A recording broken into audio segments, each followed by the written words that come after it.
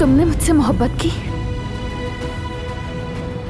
मैंने कहा ठीक है, मुझे मकसद मिल गया, अब मैं अपनी राह पर जा सकती हूँ। और मैं चली गई।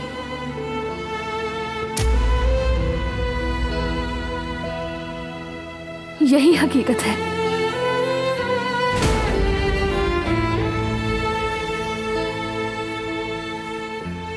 मैं बहुत खुश हूँ सबिया साहिबा के साथ, सुकून में थी, अपनी जिंदगी से मुतमईन थी। अब अगर तुम मुझे वापस ले भी जाओ तो मैं चाहूंगी कि मैं इस पुरसुकून जिंदगी को वहीं से दोबारा शुरू करूं।